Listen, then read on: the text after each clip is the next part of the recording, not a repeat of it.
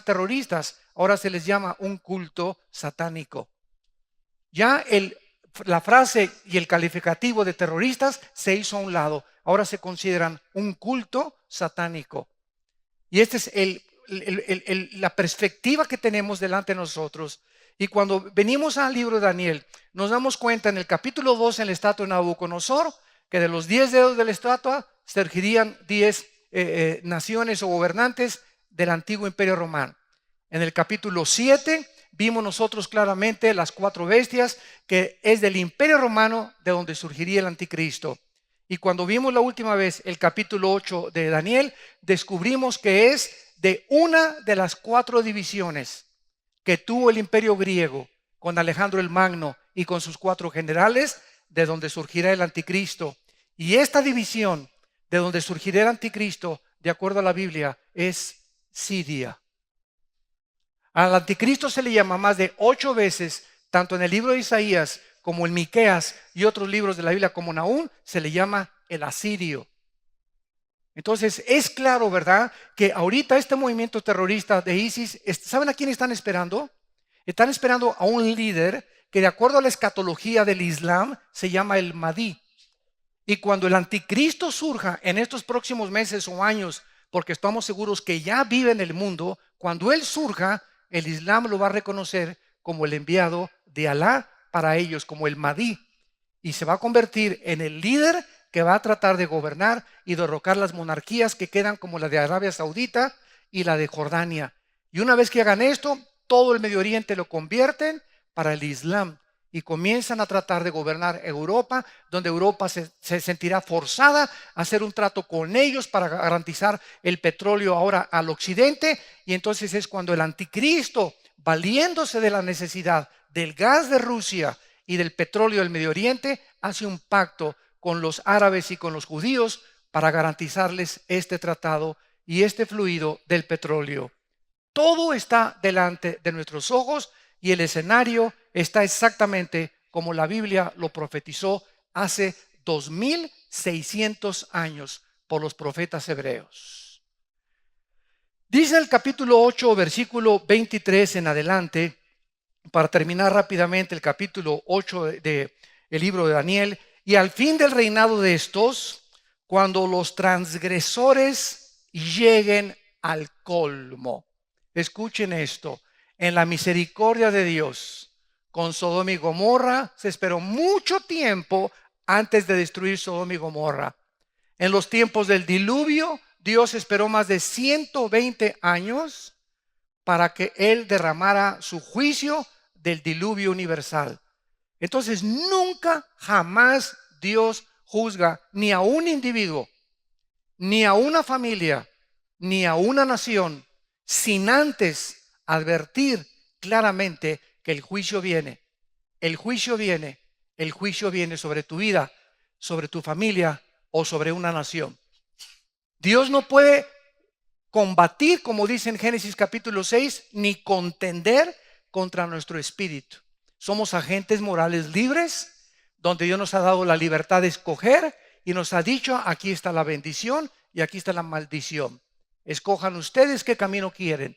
Y una vez que tú te decides, Dios no te detiene. Si escoges la maldición, sigue con ese camino, así lo has determinado. Dios no te puede detener porque es tu libre albedrío, pero al final vendrá el juicio y tendremos que recoger las consecuencias. Entonces es clara la forma en la que Dios trata, ¿verdad? Cuando los transgresores llegan al colmo, o sea, cuando el mundo llegue al colmo, a lo cual estamos llegando. ¿Cómo sabemos cuando el mundo ha traspasado ya la línea que Dios nos ha trazado y que nos dice: no cruces para allá? ¿Cómo sabemos cuando realmente ya hemos llegado al colmo de los mandamientos de Dios? Les voy a decir cuándo. Cuando nosotros traspasamos las leyes morales. Cuando el ser humano se convierte en un animal depravado sexualmente. Cuando el ser humano dice: yo no soy hombre, soy mujer. Y cuando las mujeres dicen: yo no soy mujer, quiero ser hombre. Y cuando comenzamos a legalizar ante nuestros ojos las mismas naciones del mundo Y a bendecir los gobiernos a los matrimonios gays es cuando nos damos cuenta que hemos llegado al colmo. ¿Por qué? Porque el fundamento de una sociedad es la familia. La estructura principal de una nación es la familia. Y si la familia se derrumba, si la familia se deshace, si la familia se comienza a depravar, no hay ninguna esperanza para ninguna sociedad. Porque las sociedades están formadas por familias y las familias las forman los matrimonios. Y estamos llegando al colmo, donde ya se está aceptando como normal, donde ya es una depravación impresionante en las telenovelas, en la televisión, en las películas, en los libros, en las revistas, donde ya es increíble, más de 17 millones de sitios de pornografía en el internet. Más de 17 millones de sitios de pornografía. El ser humano, sin que se dé cuenta, comienza a debilitarse a través de esto, y sin que te des cuenta tu carácter comienza a debilitarse, y sí alcanzas y llegas a ser presidente, y llegas a ser gobernador, y llegas a ser un astro de fútbol y un astro deportista, y Miss México y Miss Venezuela, etcétera, etcétera. Y ante los ojos del mundo llegaste a la cima, y cuando estás allá en la cima te das cuenta que internamente perdiste tu familia, perdiste a tus hijos, perdiste tu moral, perdiste tus principios, pero ganaste el mundo y perdiste tu alma. Cristo le llama a esto un pobre tratado y una pobre manera de haber desperdiciado tu vida, porque después de esta vida sigue el juicio de Dios. Cuando los transgresores llegan al colmo, se levantará un rey altivo. Este es el anticristo. Un rey altivo, así se le llama. O sea, el anticristo va a tener una personalidad soberbia, altanera, orgullosa. Inmediatamente, ¿verdad? Va a ser una persona que va a ver a toda la gente de arriba para abajo. Ya conocemos ahorita, ¿verdad? Hay un político norteamericano que se burló de los mexicanos. Bueno, tremendo, ¿verdad? Y este político norteamericano, ¿verdad? Lo sacaron los mismos periodistas y dijeron es que simplemente este hombre con la pura mirada que tiene se puede y proyecta la soberbia de su corazón. Entonces es impresionante cómo se nota esa mirada, ¿verdad? Esa mirada soberbia y mirar a todos así, y aquí yo soy el papucho de papuchos, Juan Camaney me llaman, etcétera, etcétera. Es la forma en la que el anticristo se va a manifestar, un rey altivo, pero soberbio, altanero, mirando a todos con desprecio. Y dice la Biblia, y entendido en enigmas.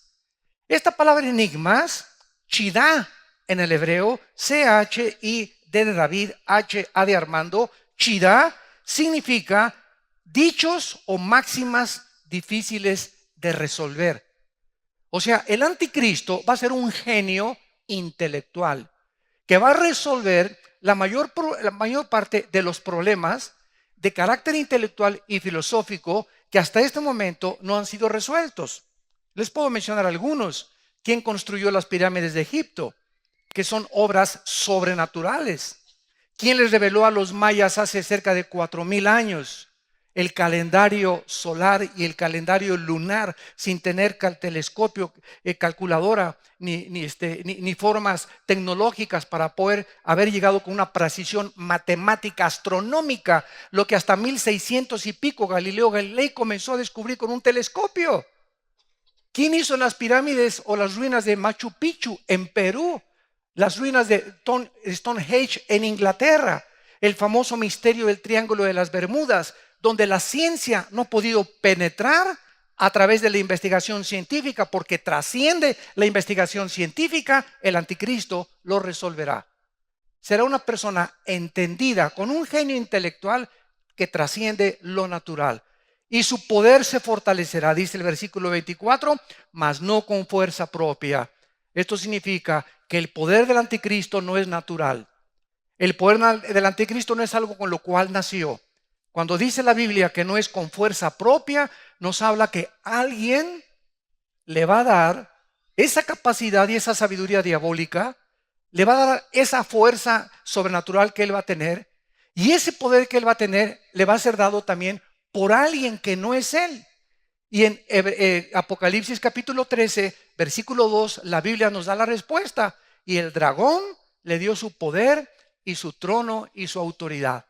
El anticristo será una persona investida con todo el poder y la autoridad satánica. Será casi, podríamos decir, un clon de Satanás. Si Satanás tiene poder y le dijo a Cristo, te entrego esos mundos y esas joyas y esas riquezas si te hincas y me adoras, ese mismo poder que Cristo dijo, a tu Señor tu Dios adorarás y Él solo servirás, ese poder el Satanás lo sigue dando a artistas de cine, a deportistas. Mira, te hago famosa, te hago famoso, te puedo que todo el mundo te conozca, porque Satanás conoce el hambre que tiene el ser humano de ser reconocido, de que nos alaben, de que nos aplaudan, de que te tengan aquí todo el mundo, que te reconozcan, que te vean, ¿verdad? Bello o bella, etcétera, etcétera. Él sabe que ese es el anhelo de nosotros y apela precisamente a esa personalidad. Y esta es la razón por la cual muchas personas venden su alma al diablo. Si yo quiero ser famoso, no me importa pasar por 15 hombres, pero quiero ser Miss México. Quiero ser famoso, pero no me importa hacer trance, el que no tranza no avanza. Quiero hacer esto y quiero llegar a la política, no me importa quién mato y quién se me atraviesa en el camino. Todas estas cosas que el mundo te ofrece son tratos con Satanás, porque quieres tú llegar a la cumbre sin Dios. Y mientras más alto llegas, siempre recuerda que de más alto vas a caer también. Más grande será tu caída. Entonces, este poder del anticristo va a ser satánico. Versículo 24, y causará grandes ruinas y prosperará. No cabe duda que mucha gente tiene éxito en el pecado. Así es. ¿Se acuerdan de la reina Jezabel y el rey Acab en el libro de los reyes? Un día llegó Acab y le dijo a Nabot, que tenía una viña muy bonita, un campo ahí cerca de Tlanepantla: oye, quiero comprar este terreno. Y le dijo Nabot al rey Acab, no, no lo vendo. Y llegó Acab, él era un hombre débil y Jezabel era una mujer fuerte. Para combinación, ¿verdad? De matrimonio. El débil y ella fuerte, lo que debe ser al revés. Entonces, él llegó a la casa así todo triste. Ay, y le dijo a Jezabel, métase a la cocina inmediatamente. ¿Por qué anda allá de chillón? Ay, pues es que Nabot no me quiso vender la viña. Y dice Jezabel, ¿cómo que no te quiso vender la viña? Ah, sí. Y van Jezabel, ¿verdad? Y amenaza hasta Nabot, le quita la viña, lo manda a matar. Y Jezabel, todo lo que hacía, prosperaba. Todo lo que hizo Al Capone en Chicago, prosperó. Todo lo que hizo Saddam Hussein, prosperó. Todo lo que hizo Hitler, prosperó. Pero prosperaron y nunca supieron que es muy corto el gozo de los impíos. Hasta que vino el hacha del juicio y dijo Dios, se acabó. Entonces, el hecho de que mucha gente veamos que tiene éxito y no son cristianos, dice el Salmo 37, no tengas envidia de los que prosperan en su camino. Porque muchos prosperan, pero es por muy poco tiempo. No les va a durar ese gozo, porque Dios en el momento que menos lo esperan va a caer el ramalazo, el hacha del juicio. El anticristo va a prosperar 3 años y medio nada más, 42 meses. Nada más, 3 años y medio es lo que le va a durar el poder al anticristo. Y más adelante dice, y destruirá, hará arbitrariamente, y destruirá a los fuertes y al pueblo de los santos. Sabemos que la gran persecución se inicia a los 3 años y medio del anticristo, cuando mande marcar con el 666 a toda la gente sin que puedan comprar ni vender sin esta marca, y todos los que en esta época vivan, porque nosotros ya no estamos aquí, gracias a Dios. Aleluya. Pero la gente que quede y que se haya convertido cuando, caray, se fue mi suegra, era verdad lo que el pastor decía. Y se fue mi esposo y ya no está en mi cama. ¿Dónde andas, Chencho? Pues quién sabe, ¿verdad? Y las cunas de los bebés desaparecieron en todos los hospitales y pilotos se fueron y se estrellaron contra las montañas porque el piloto desapareció. Cantidad de accidentes automovilísticos porque los choferes desaparecieron. Un caos, una conmoción internacional en el mundo. ¿Qué habrá pasado? Etcétera, etcétera. Y desde luego que la resolución será, vinieron los extraterrestres. Se los llevaron los ovnis. Esta es la razón por la cual Satanás ha planeado desde 1946 las famosas apariciones de la ovniología, que son absolutamente reales, que no se pueden negar, que hay algo, por eso se llama el fenómeno, sin que expliquen qué cosa es, solamente que los cristianos sabemos que aunque es real, sabemos quién está detrás de este fenómeno, los ángeles caídos, que pueden materializar la energía, de acuerdo a la Biblia, y preparando las mentes para que cuando el arrebatamiento venga, el mundo pueda tener una explicación científica de por qué desaparecieron millones de personas. Y destruirá al pueblo de los santos con su sagacidad. La palabra sagacidad es sequel en el hebreo, con S de Samuel y con K de kilo. Sequel, que significa inteligencia para resolver las crisis. Fíjense ustedes la genialidad intelectual del anticristo. Con su sagacidad hará prosperar, o sea, con una inteligencia sobrenatural va a prosperar el engaño. Y dice Apocalipsis 12 que Satanás engaña al mundo entero.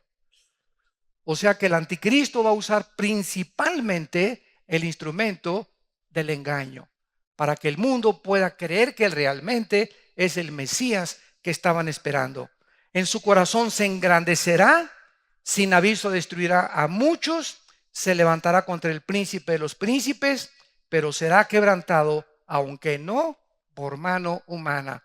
Esto lo explica segunda de Tesalonicenses capítulo 2, que cuando venga Cristo, con el poder de su boca, de su palabra, destruirá al anticristo.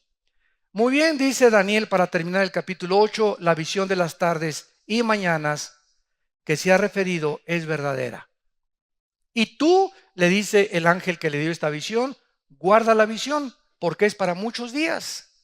Y yo, Daniel, quedé quebrantado y estuve enfermo algunos días, y cuando convalecí atendí los negocios del rey, pero estaba espantado a causa de la visión. Y escuchen lo que dice al final, y no la entendía. Podemos concluir con esto, es muy importante esto. La revelación de la Biblia es progresiva junto con la iluminación. Revelación e iluminación es progresiva. ¿Qué les quiero decir?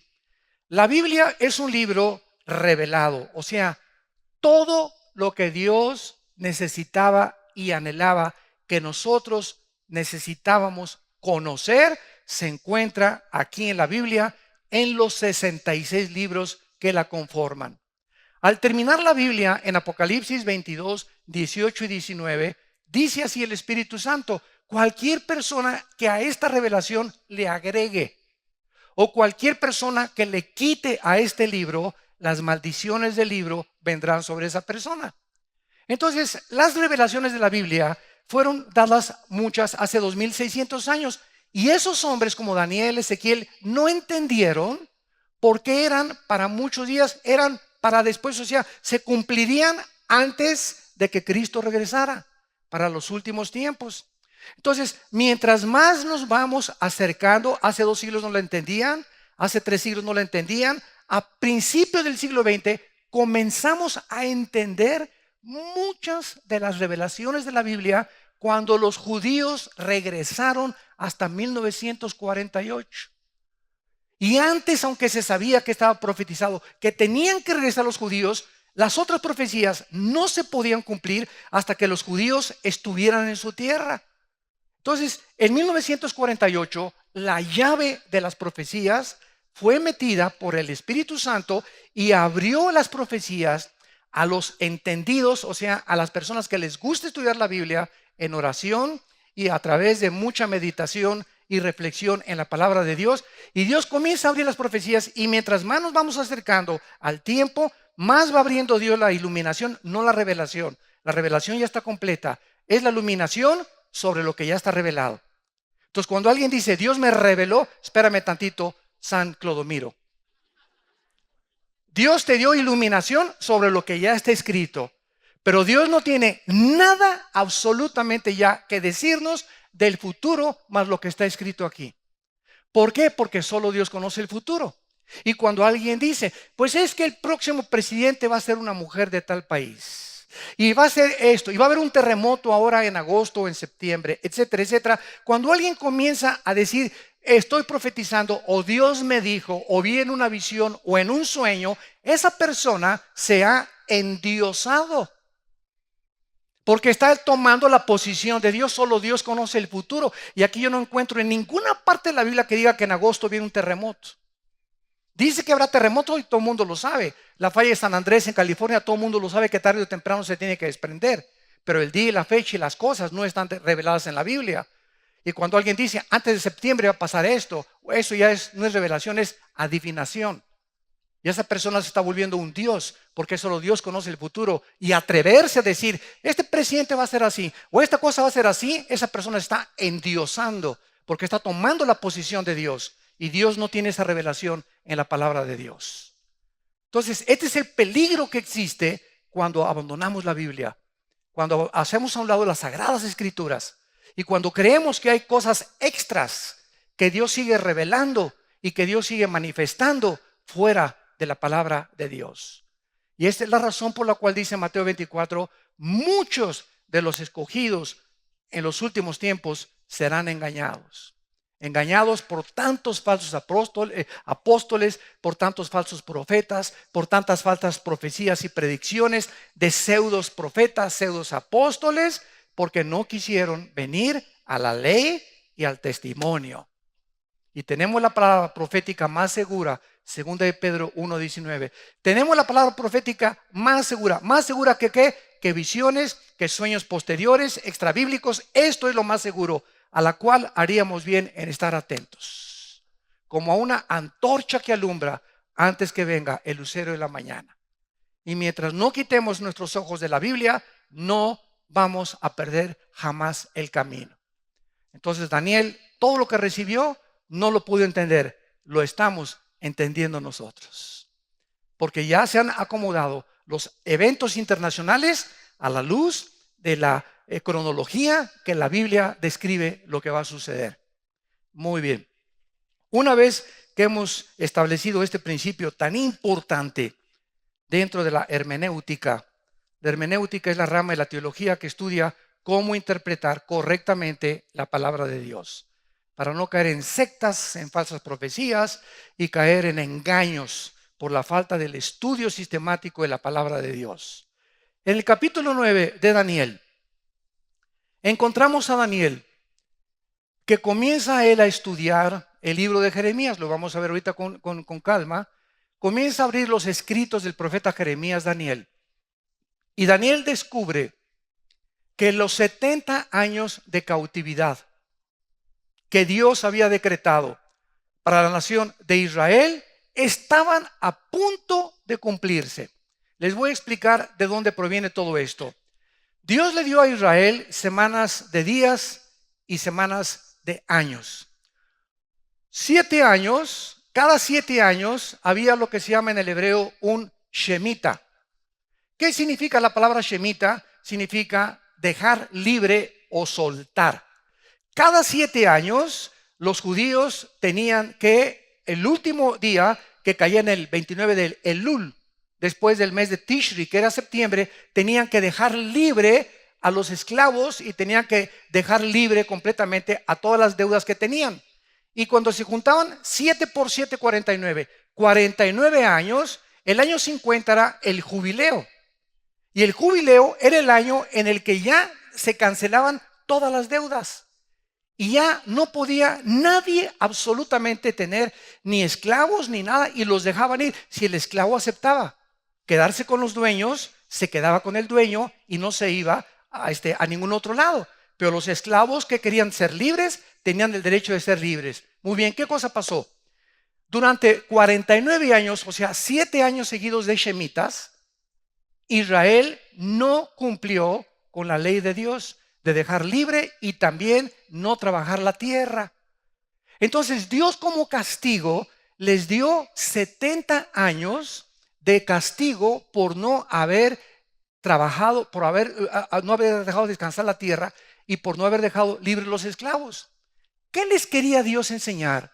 Con que cada 7 años tenían que dejar descansar la tierra durante 49 años. todo el año no podían sembrar en el año 49 ni cosechar, y toda esa cosecha era para los pobres.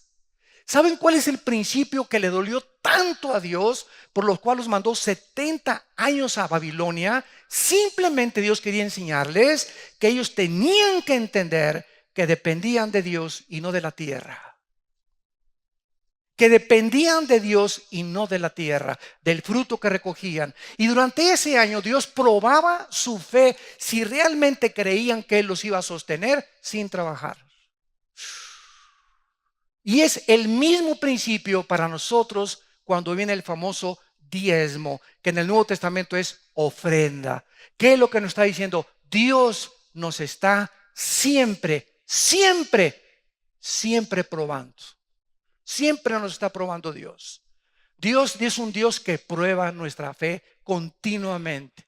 ¿De veras quiero saber si realmente me amas? ¿De veras es cierto? ¿Por qué tienes 3 o 4 meses que me has robado el diezmo? Por eso dice Malaquías, los maldeciré con maldición, el famoso versículo. ¿Por qué? Porque yo me preguntaba a Dios, ¿por qué una maldición tan grande por esto? Porque lo que Dios abomina más que cualquier cosa es la incredulidad. Que no creamos que Él es el proveedor. No es la gente, no es mi compadre, no es el diputado, no es mi tío, no es mi abuelo, no es mi papá. Es Dios, de donde viene toda buena dádiva y todo don de lo alto. Y cuando quitamos los ojos del proveedor, que es Él, y los ponemos en los hombres, en el trabajo, en la caída del dólar, en el petróleo, estamos dejando a Dios. Y es un pecado de incredulidad. Y eso es el pecado más grande que un ser humano pueda cometer, la incredulidad, porque nos convertimos el dinero en ídolo. Entonces Dios nos prueba, ¿con qué? Con las ofrendas. Ahí es donde demostramos si realmente, es que no me alcanzó. Entonces, ¿quién es Dios? No dice 2 Corintios 9, poderoso es Dios para hacer que abunde en ustedes toda gracia, a fin de que teniendo siempre todo lo suficiente, tengas para ir al seminario y matrimonios, tengas para pagarle a tus hijos el colegio, tengas para pagar la renta. ¿Por qué no tienes? Por avaro. Porque no es cierto que crees en mí. Te he probado y he descubierto la avaricia en tu corazón. Voy a comenzar a quitarte el dinero. Y muchos hasta empobrecen. Y muchos que llegan a la pobreza critican a los que tienen más, y posiblemente por eso tú no sabes que muchas veces los que tienen más es por ser fieles a Dios, y tú no tienes, porque los que más critican esto son los que menos dan a la obra de Dios. Pero Dios nos está probando. Dios nos está probando y nos prueba siempre con la cartera, porque es el símbolo del sudor de nuestra frente. Y es lo que más amamos, el dinero en esta vida. Y por eso la maldición vino sobre Israel. Entonces Daniel, al comenzar a estudiar a Jeremías, vamos a Jeremías 25 rápidamente, antes de Daniel. Jeremías 25. Descubrimos en el versículo 11, 10 y 11, que dice la Biblia, haré que desaparezca de entre ellos la voz de gozo. Esto fue antes de Daniel. Y la voz de alegría, la voz de desposado y la voz de desposada, ruido de molino y luz de lámpara. O sea, Dios comienza a advertir a Israel. Se van a acabar las fiestas, te voy a quitar la alegría, va a venir tristeza en tu corazón, etcétera, etcétera. Toda esta tierra será puesta en ruinas y en espanto. Y servirán estas naciones al rey de Babilonia 70 años. Dios es el Dios de la cronología. Dios es el Dios que exactamente ha trazado las líneas cronológicamente, cuánto va a durar el imperio babilónico, el imperio sirio, el imperio sumerio, el imperio griego, el imperio medo-persa, el imperio romano. Dios es el Dios que escribió con cientos de años de anticipación la cronología y el tiempo cuando dice se acabó, caerá la espada del juicio. Juan el Bautista aparece en escena antes de Cristo y dice estas palabras: el hacha está puesta al árbol y todo árbol que no dé fruto será cortado. O sea, viene el tiempo en el que Dios nos da su Hijo, nos da su gracia para que demos fruto, para que produzcamos. Y cuando no producimos, se nos advierte, hay un hacha en el que Dios dice, como maldijo la higuera de Israel, si tú no das fruto, voy a tener que limitar tus recursos, voy a limitar tus capacidades, voy a limitar tu avance, no prosperarás en todo lo que hagas. ¿Por qué? Porque te he puesto para que des fruto. Y si das fruto, Juan capítulo 15, Jesús dijo, lo que pidas se te dará por mi Padre. Dios busca fruto siempre en nuestra vida. ¿Qué estamos produciendo para la obra de Dios? Y dice así el capítulo 9 de Daniel, en el año primero de Darío, hijo de Asuero. Aquí encontramos a Daniel bajo el imperio de los medos y de los persas. Ustedes han hablado o han oído hablar actualmente o últimamente de los kurdos, los que viven al norte de Turquía y que están en la frontera entre Siria y Turquía actualmente, que no son ni turcos ni tampoco son, no son sirios, les llaman los kurdos. Bueno, los kurdos descienden de los medos. Los persas es actualmente los iraníes. En 1935 se le cambió el nombre de Persia a Irán. En 1935. Entonces en la Biblia aparece Irán con el nombre de Persia y los kurdos con el nombre de los medos. Muy bien. En el año primero de Darío, hijo de Asuero, de la nación de los medos, que vino a ser rey sobre el reino de los caldeos. Y aquí habla de todo la Mesopotamia, que es Siria e Irak, del tiempo moderno. En el año primero de su reinado, yo, Daniel, miré atentamente en los libros. O sea, tenía varios libros de los profetas del Antiguo Testamento, Daniel. Miré atentamente el número de los años de que habló Jehová al profeta Jeremías, que habían de cumplirse las desolaciones de Jerusalén en 70 años.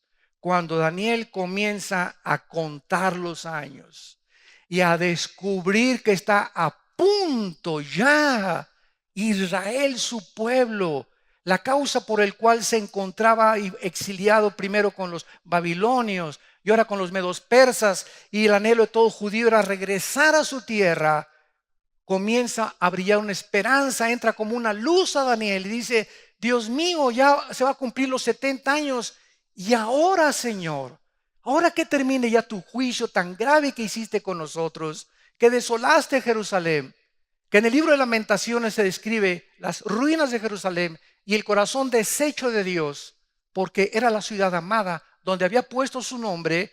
Ahora venía el tiempo en el que iban a ser libres y podían regresar. Y entonces Daniel se hinca, y vamos a examinar esta oración poco a poco, y comienza a pedirle intercesión, comienza a interceder ante Dios con la palabra hebrea tepilá, porque hay muchas palabras en el hebreo. Este es tepilá, que significa interceder. Comienza a ponerse en la brecha por el pueblo de Israel. Y a Daniel le interesaban dos cosas. Una: Señor, ahora que tú ya dejes libre a todo el pueblo, y que yo también, porque Daniel también se contaba entre ellos, pueda regresar a Jerusalén, ¿qué va a pasar con tu pueblo Israel? ¿Qué vas a hacer ahora con ellos? ¿Y qué vas a hacer con el templo y la ciudad? Era el objetivo principal de Daniel, descubrir el plan de Dios.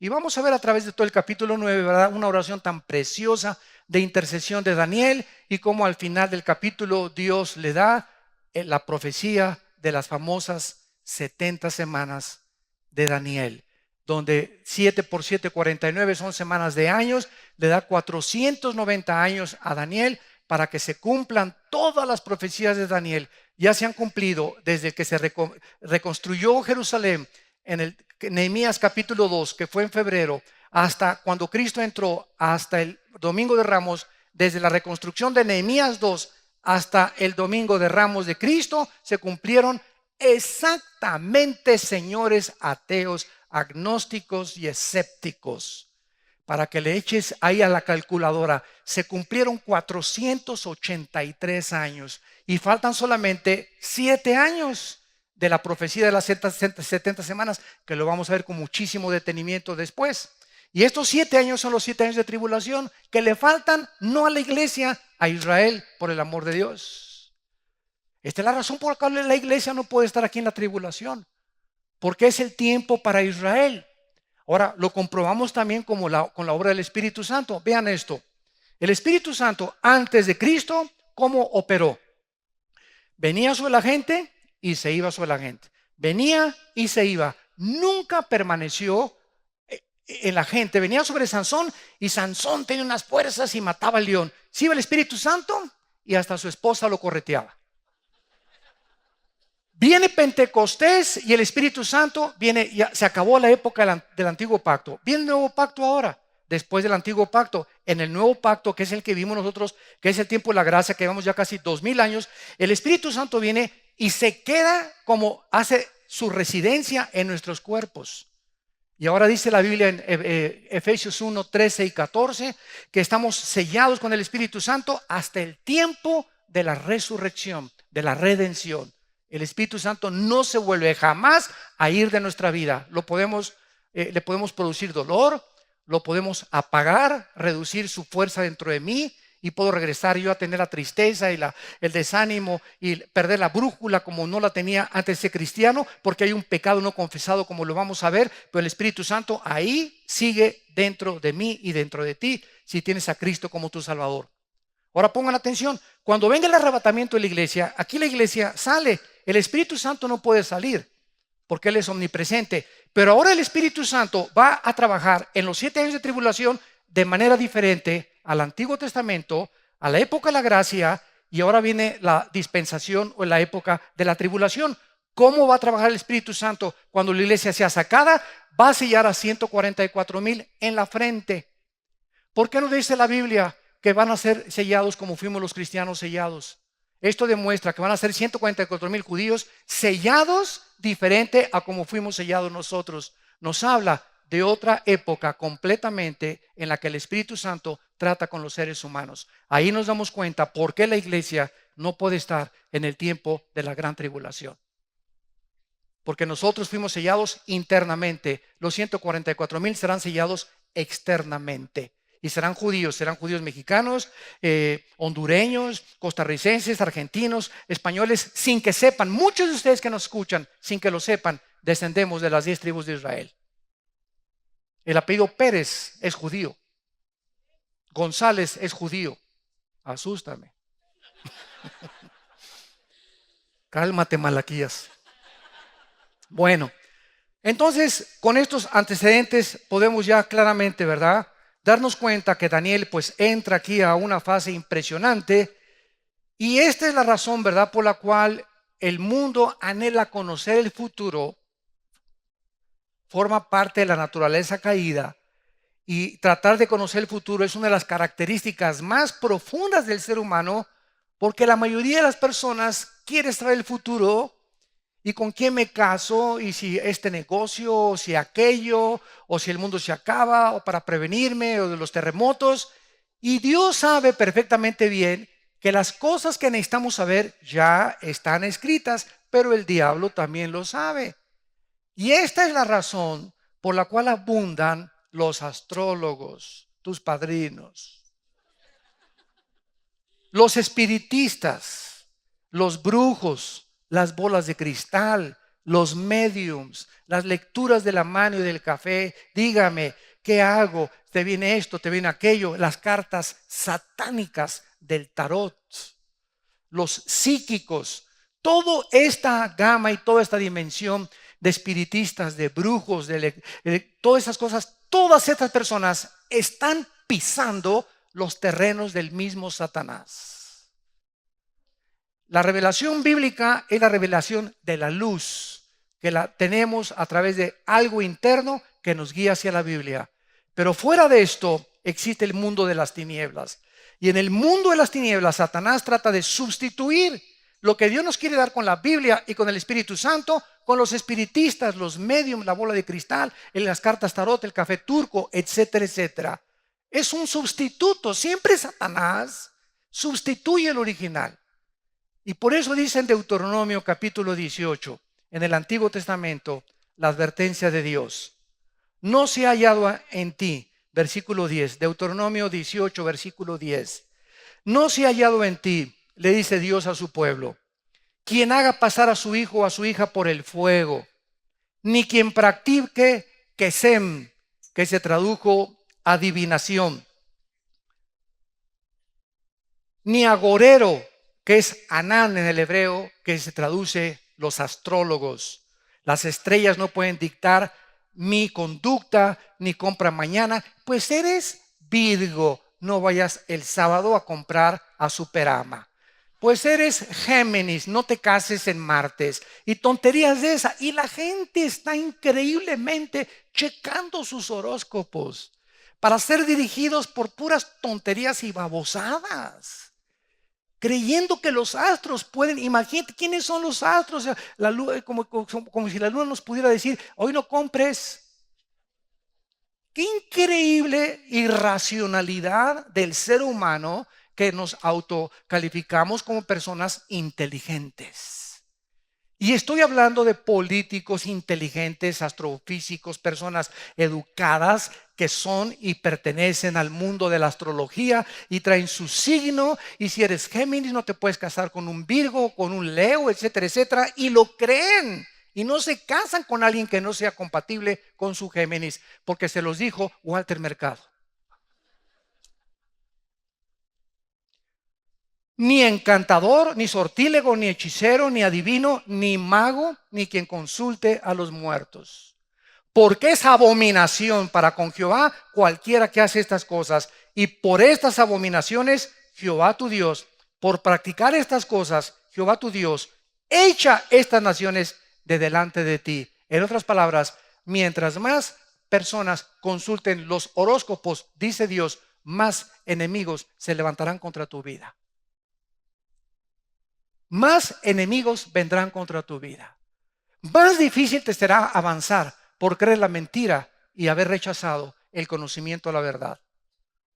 Y vean ustedes en el Nuevo Testamento, en Primera de Tesalonicenses capítulo 4, en Primera de Tesalonicenses capítulo 4, de qué forma la Biblia nos muestra que cuando el anticristo venga, precisamente, Primera de Tesalonicenses capítulo, Segunda de Tesalonicenses capítulo 2, cuando el anticristo venga, la gente en los tiempos del anticristo, ¿por qué lo adorarán? ¿Por qué adoraron a Hitler? ¿Por qué un mundo en la época de los romanos, hace 2000 años, le dijeron al César: salve César, Curios, tú eres el Señor, tú eres nuestro Dios? ¿Por qué? ¿Por qué Jim Jones, un pastor loco, con el pastor de chivos, se llevó a más de 1000 personas a la Guyana junto a Venezuela en 1978, diciéndoles que porque venía el fin del mundo, etcétera, etcétera? Y a las 1000 personas que se llevó, los comenzó a obligar a que le dijeran que él era el Padre y el Dios. A las mujeres las obligó a tener relaciones sexuales con él. Los hombres le entregaron sus esposas a este sinvergüenza. Y antes de que el gobierno norteamericano mandara a los senadores para investigarlo, y después los mató a los senadores que mandó, envenenó con Kool-Aid y con un veneno a las 1000 personas. Los obligó a tomarse el veneno. Cuando llegaron los periodistas, eran 1000 personas boca abajo tiradas, muertas. Así acabó el apóstol de la mentira, Jim Jones. David Koresh en Waco, Texas. ¿Qué hizo, verdad? Se juntó en un castillo y les dijo: aquí está el milenio, yo soy uno de los ángeles del Apocalipsis. La gente lo creyó, y cuando el gobierno lo rodeó, porque comenzaron a amontonar cantidad de armas, incendió todo el compacto y el compendio que tenía ahí, y murieron niños, y murieron mujeres, y murieron hombres. Vivimos un mundo donde tú no te imaginas que fácilmente puedes ser engañado por falsos profetas, por falsos apóstoles, por falsos dirigentes, por falsos líderes, por falsos amigos, por falsas amigas, por falsos maestros. Y todo tiene como una consecuencia no querer obedecer la verdad. Entonces Dios dice en 2 Tesalonicenses capítulo 2, versículo 9: inicuo, habla del anticristo, cuyo advenimiento es por obra de Satanás, con gran poder y señales y prodigios mentirosos. Escucha: y con todo engaño de iniquidad para los que se pierden, por cuanto no recibieron el amor de la verdad para ser salvos. Por eso, una pregunta antes de seguir leyendo. Levante la mano. ¿Quién cree que Dios puede engañar a alguien? ¿Y los demás creen que Dios no puede engañar a nadie? Están reprobados en teología, ¿eh? Dios les envía un poder engañoso. Dios puede, después de que tú rechazas la verdad, Dios puede permitir que el diablo te engañe y que te hundas completamente en la mentira. Dios envía, es Él el que lo hace. Pero ¿a quiénes lo hace? Aquí lo dice, para que sean condenados todos los que no creyeron a la verdad, sino que se complacieron en la adiquia, que se tradujo en la injusticia. Todos aquellos que no quisieron amar a Dios con todo su corazón, ni a su prójimo como a sí mismo. Todos aquellos que violaron los derechos humanos, todos aquellos que trataron a la gente como objetos, todos aquellos que no se compadecieron ni tuvieron misericordia de las personas, todos aquellos que usaron a las gentes como o instrumentos para sus intereses, todas las personas que no pudieron ver a los seres humanos como creados a la imagen y semejanza de Dios, que fueron racistas y que despreciaron con soberbia a los de humilde condición, porque tenían ojos claros o porque tenían ojos azules o porque eran más altos o porque eran blancos y los otros negros, etcétera, etcétera. Todas estas cosas que Dios abomina tienen un origen: haber creído la mentira, que tú eres superior a los demás. Y esa fue la mentira y el veneno que alimentó Alejandro el Magno, Adolfo Hitler, José Stalin, Lao Tse y todo José Stalin, todos los grandes dictadores y todos los césares romanos y todos en la historia pasada han creído esta mentira, que podemos controlar el mundo, ser superiores a los demás, crear una nueva raza, porque tú eres el único que vale la pena para vivir.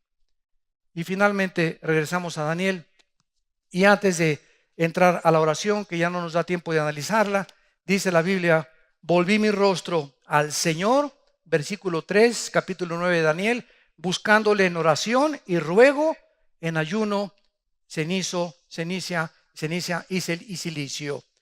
Quiero que ustedes vean, en primer lugar, lo primero que necesitamos al acercarnos a Dios. Volví mi rostro a Dios, al Señor, buscándole en oración y ruego, en ayuno, silicio y ceniza. Lo primero que Daniel hace, lo primero que tenemos que hacer antes de pedirle nada a Dios es confesar nuestros pecados. Proverbios 28:13, Salmo 66. El que encubre sus pecados no prosperará. El que los confiese y se aparta alcanza misericordia. Tú no puedes creer que te puedes burlar de Dios. Lo que tú haces en oculto, cuando nadie te ve, ¿sabes por qué lo haces? Porque no tienes temor de Dios. Porque si tuvieras temor de Dios, no harías lo que haces cuando nadie te ve. Porque sabes que hay alguien que no nos quita los ojos. Dice la Biblia que las 24 horas sus párpados ven y examinan a los hijos de los hombres. Entonces ahí probamos cuando tenemos temor de Dios. Cuando nadie nos ve, ¿qué hacemos? Ahí es donde demuestras verdaderamente que el temor de Dios está en tu corazón. Como hizo José. Dice la Biblia en Génesis 37, que viene la leona de Tlanepantla, la esposa de Potifar. Pepino, chiquililili, ven para acá, Pepinito. José, venga para acá, aquí chencheche, le voy a contar un cuento de Blancanieves. Y ahí estuvo la señora esta, ¿verdad? Una señora insatisfecha sexualmente, tratando de comerse al jovencito, que es la moda actualmente también en el mundo. Las señoronas andan buscando chamaquitos que sean sus hijos, y esos hijos quieren buscar una mamá. Son relaciones tóxicas, se llaman espiritualmente, relaciones tóxicas que no pueden ser, no son sanas ni espiritual ni psíquicamente. Estás destruyendo tu salud psíquica y espiritual con esos pensamientos. Ya se volvió a poner de moda otra vez. Entonces José, ¿qué hizo? Véngase para acá, nadie nos ve. Y José le contesta: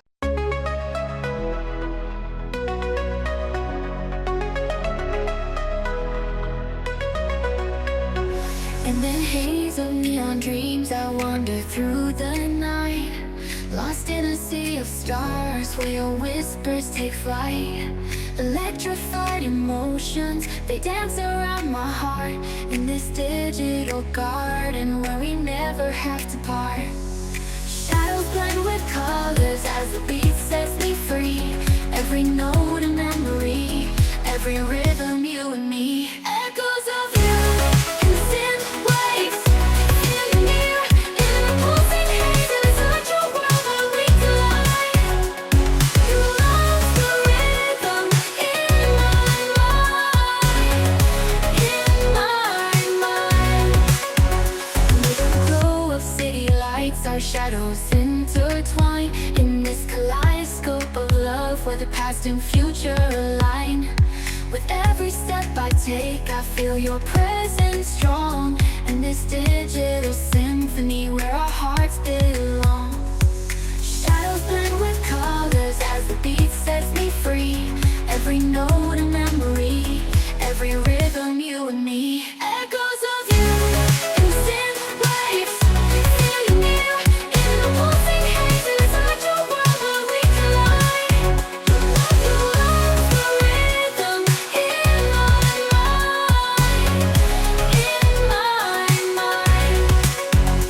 And in silence between the beats I find your voice. In the flicker of the lights I see your choice. Together in this dream we'll never fade. In the echoes of our love we'll always stay. Echoes of you in the synth waves, feel you near in the pulsing haze of this virtual world where we collide. You love the rhythm in my mind. Music fades away in the quiet of the night. Your echoes stay with me in the softest synth light. In this digital garden where our love resides.